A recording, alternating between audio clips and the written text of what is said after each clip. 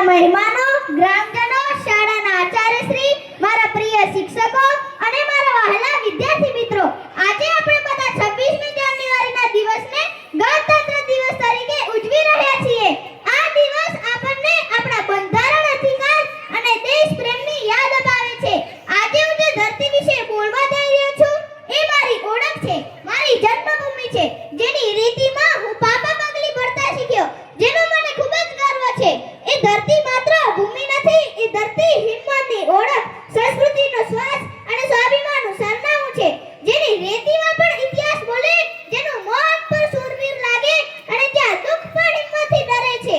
આજે મને કચ્છ વિશે બોલવાનો અવસર મળ્યો છે, જે મારા માટે ગૌરવની વાત છે.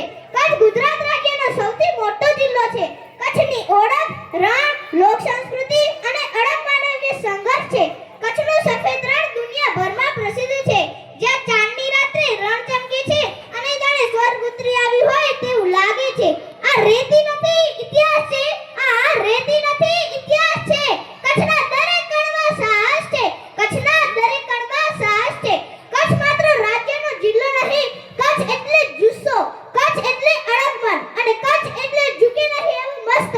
આંધી આવી, તૂફાન તૂટ્યા, રેતી ઉડી, આકાશ ધ્રુજ્યું. આંધી આવી, તૂફાન તૂટ્યા, રેતી ઉડી, આકાશ ધ્રુજ્યું. પણ કચ્છ કદી ન ઝૂક્યું, પણ કચ્છ કદી ન ઝૂક્યું. એનું સ્વાભિમાન કદી ન તૂટ્યું. કચ્છની ધરતી કઠોર છે, પરંતુ કચ્છી માળનું દિલ માતાની મમતાથી પણ વધારે નરમ છે.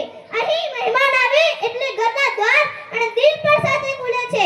હાડે કઠણ, દિલે સોનું. હાડે કઠણ, દિલે સોનું. કચ્છી હોવો એ નસીબોનું. કચ્છી હોવો એ નસીબોનું. કચ્છ માત્ર રાજ્યનો જિલ્લો નહીં, કચ્છ એટલે જુસ્સો, કચ્છ એટલે અડગમન અને કચ્છ એટલે ઝૂકે નહીં એવું મસ્તક.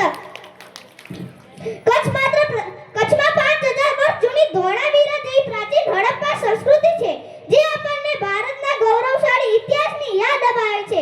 નારાયણ સરોવર, કોટેશ્વર મહાદેવ, લખપતનો વૈભવશાળી કિલ્લો